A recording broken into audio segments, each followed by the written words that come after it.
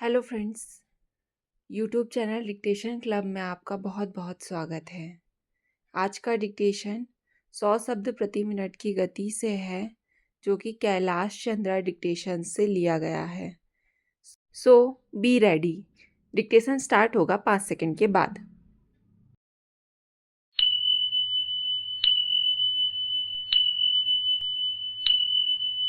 Start. Now, sir, honorable members will recall that the bill was introduced in the House of the People on the 2nd September 1953. It has had a long history and in one form or another it has been before he public since the end of 1949.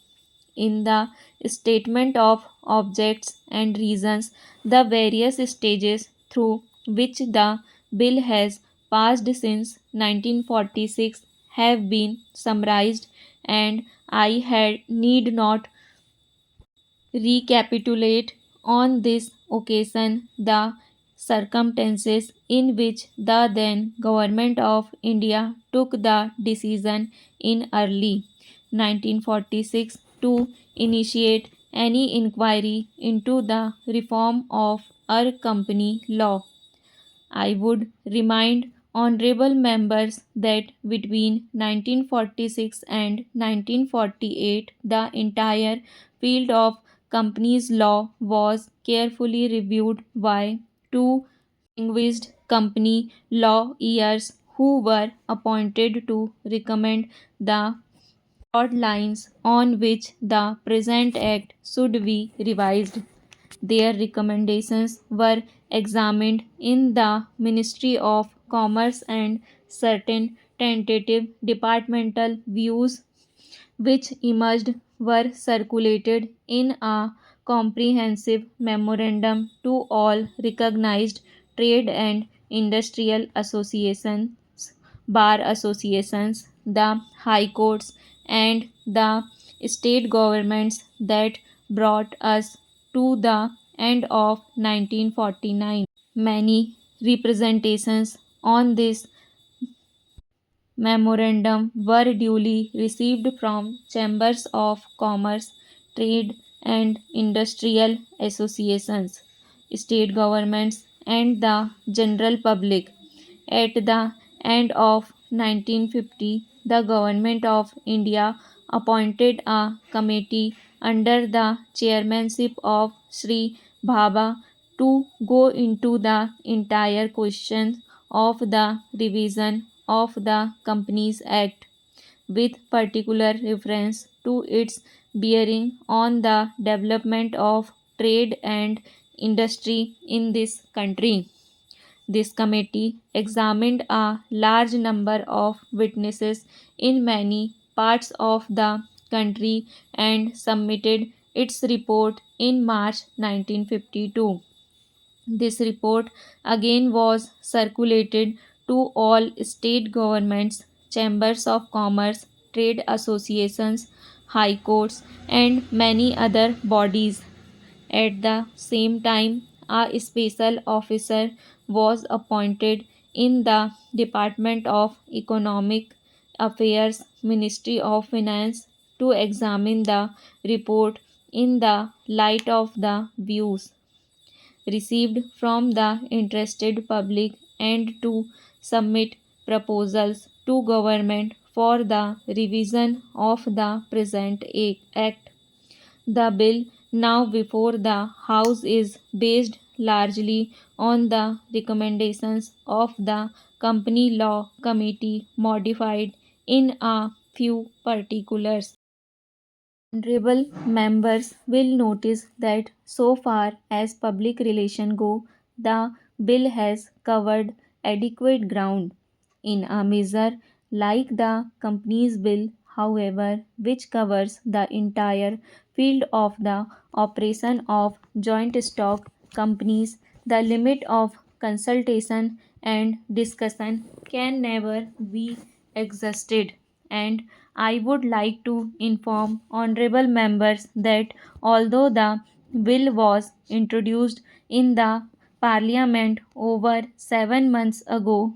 Our officers have been engaged throughout this period in further studies and informal discussions with the interest concerned, and on occasions I have also participated in such discussions.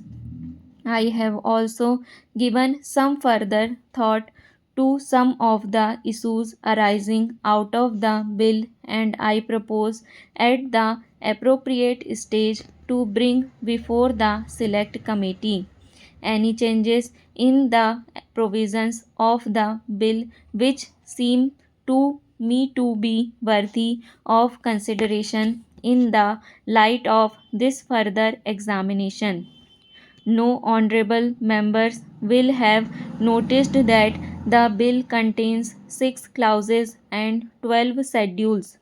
I think it is probably one of the longest legislative measures in recent legislative history, but its size might be regarded as misleading unless I make a few comments.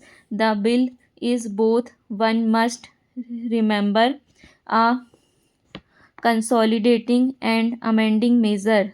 As mentioned in the statement of objects and reasons, this is the first opportunity which has occurred since 1923 for the consolidation of the Companies Act. Advantage has been taken of this opportunity to redraft several long and complicated sections in the present Act, which have been split up into a large number of clauses. This is the largest single factor accountable for the increase in the number of clauses in the bill. New clauses embodying substantial changes in the present law would hardly constitute more than a small fraction of the bill. I would also draw attention to the structural changes in the bill to which a reference has been made in the statement of objects and reasons. The redraft of the bill and the rearrangement of the existing chapters in the Companies Act is in a more logical order have, I think, resulted in noticeable important improvement in the form of the bill, and I hope will facilitate better understanding and appreciation of the scheme. I wish that the act which came into effect long ago was implemented properly. I know that the minister here is very earnest in implementing, but but unfortunately his colleagues at the state level are disappointing him. Unfortunately, no steps have been taken for trimming or toning up the administration at the state level and at the district level. They have to be taken immediately. Stop.